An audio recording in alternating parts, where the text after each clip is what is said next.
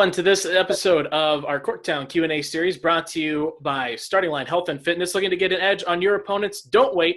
Contact our expert trainers at 248-844-3913 or visit us at startinglinehealthandfitness.com. Hard work pays off. I'm your host, Dan Kotnik. Thanks for joining us today. And through our Corktown Q&A series, we're giving fans an in-depth look at the inaugural team of Corktown AFC. And today, we are joined by a couple of Titans, Detroit Mercy Titans to be exact. We have Rachel DeLuca and Olivia Parra. Thanks for joining us, guys. You're welcome. Thank you for having us.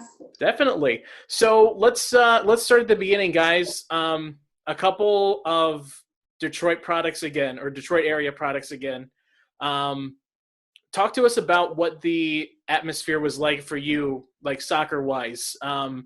Was it prevalent in, your life early on? Did you find it later on? Just kind of give us a background of how you got started in soccer. Rachel, if you want to start us off. So actually, I played a year at Oakland University. I transferred for various reasons. Everything, I guess, happens for a reason, and it truly does happen for a reason. So I played 2 years at University of Detroit Mercy. I did lose a year due to transfer eligibility, but I ended up at U of D, and those 2 years were definitely really incredible. They're like the best years of my life. I met so many great girls. I learned a lot from the coaches, whether it was on the field or off the field. Definitely made me a better person and player, and just an overall school academically and athletically. I just felt like it was a perfect fit for me. So cool. And if I could, before that, like high school, growing up, what was the soccer environment for you? When did you get started? What was the environment like that you grew up soccer-wise? So I started soccer when I was 4. I played for an AYSO team, Magic, and then I played at Gators for a while, and then I eventually went to Michigan Football Club. I did play at Frazier, so and then I ended up at Oakland and then U of D. Awesome. And Olivia, what about you? Soccer is definitely a part of my life since the very beginning. My dad was an avid soccer player, and both of my brothers both play soccer as well, and both went to play on collegiately. So it was always just a drive. It was always a family event. It was always part of my life. I don't remember a day without soccer or playing soccer. Club-wise, I started in the Gators, and I ended in the Gators, which eventually turned into Nationals. And so I was at that club since day one, and they helped me find the correct college for me. And I owe a lot to Steve Porter because he was the one who introduced me to the University of Detroit, and he was also part of the Gators club. So. Awesome. And so Rachel, you touched on it a little bit there with your path into Detroit Mercy. Olivia, and that's where you've been as well for your collegiate career. You don't have to get too deep into specifics, but when you're first looking at the process, you're going through the process of finding out not only where you're going to continue, your soccer career, but your educational career as well. Talk to us about that process a little bit for you guys, how you kind of handled it. Olivia, if you want to start us off. Steve Porter, like I mentioned before, he works at U of D, and he also worked for my club. So he put on a presentation of how recruiting should work and when you can talk to the coaches. And so he was a big help in finding the correct school. He said it shouldn't just be about money. It should be, are you going to like the school? It's going to be your home for the next 4 years. It's where you're going to get your college degree. So with his help, it definitely helped me narrow down my schools. I knew I wanted to stay in state, and I wanted to stay close to home, and I definitely wanted a smaller school. It would definitely make me a better student and help for my future, knowing that I was going to be at a smaller school. And the community at U of D is great. The teachers are amazing. They know everyone's name, and so that's what I wanted, because academically I would have struggled definitely at a bigger school. And Rachel, is there anything else that you wanted to kind of expound upon, with what you were saying about Detroit Mercy? I know you kind of touched on a little bit there with your path from Oakland and everything, but just more what the process was like for you making that decision. So I actually did a bunch of recruiting camps. My sister actually went to Oakland as well, and I had a lot of contact with the Oakland coaches. Like I said, various reasons. I don't want to go into in depth with that, but I did know Mike Lupinik for a while, and he actually told me and recruited me to U of D, and ever since that. So, The rest is history, right? yeah. Exactly. So one thing that I wanted to touch on with you guys, with your college careers, it's the one thing that really like stuck out to me when I was doing just some background stuff on you guys getting ready for this was um, not even so much your athletic achievements at Detroit Mercy, which there are a lot of for you guys. But it was the honor rolls, Detroit Mercy honor rolls, Horizon League honor rolls. I had to do a super senior year of college, and I sure as heck wasn't, playing a sport full time. So I don't know if I could have handled that. But how do you guys make that that balance work between, excelling off the field and on the field at the same time? Rachel, if you want to go first. It was definitely difficult. Like time, your time obviously is important, like putting school and soccer together. It's definitely hard, but I don't know. Just make it work, right? Make it work. Yeah.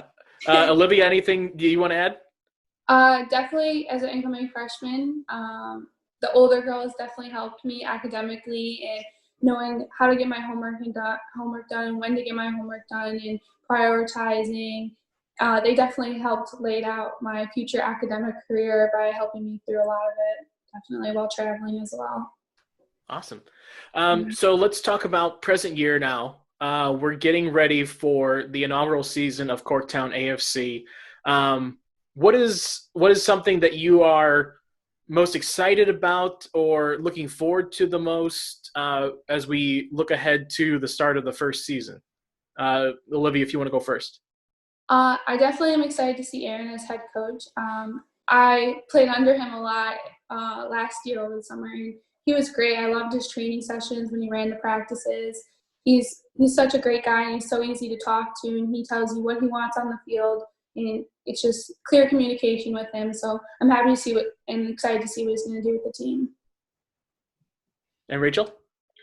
Yeah, so there's a couple things I was looking forward to this upcoming season. Definitely the new atmosphere that we'll be playing Corktown or Corner Ballpark in Detroit. So that's definitely new and will be very cool to experience.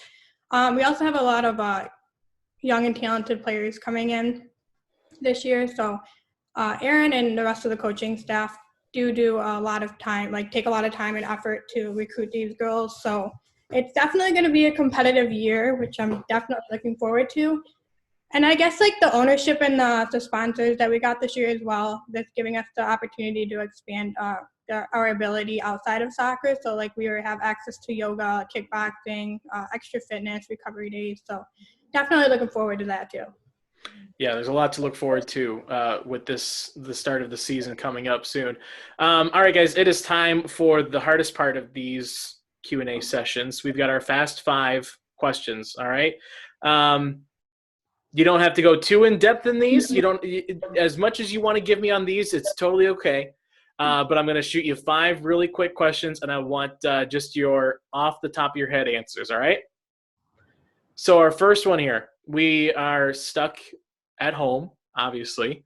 What is the go-to quarantine binge show at the moment? What have you guys been telling Netflix that you're still watching 4 hours of a day?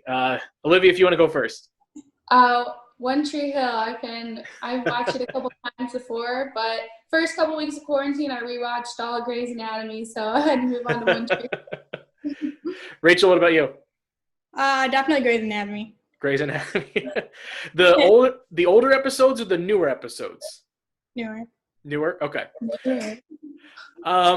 What about this? Your favorite sport besides soccer? I think we'll call soccer a given, but favorite one besides soccer, Rachel? Basketball. Basketball? Olivia? Men's lacrosse. I like how physical it gets. Nice. Lacrosse. That's the best answer we've gotten so far. Good. All right. If Oprah was coming to you guys looking for a book to put on her book list, a book that like everyone in America is going to want to read now, what is the one book that you would tell her to put on the list that everyone in America should read? Olivia?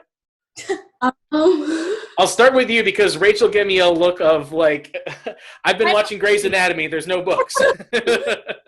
I think the most recent book I have read is probably To Kill a Mockingbird. I had to read that for classes or one of my English classes in the past semester. So definitely that book. I read that one all the way through, and it was kind of, I don't know. That's a classic. You can't go wrong with it. Rachel, do you have anything for us? I personally don't read. Okay. The last book I've probably read was probably the Twilight series. All right. All right, let's go to something away from reading. Let's go to music. What's the one artist that I am definitely going to find on your guys' pregame or warm-up music playlist? Rachel? Eminem. Eminem? Oh, Eminem. Eminem, 100%. Eminem, 100%. That's been the most popular answer so far is Eminem, which apropos for the team. All right, our last one, strangest thing that you've ever eaten. Olivia. I just went to Puerto Rico and I forget termite. I ate a termite. Okay.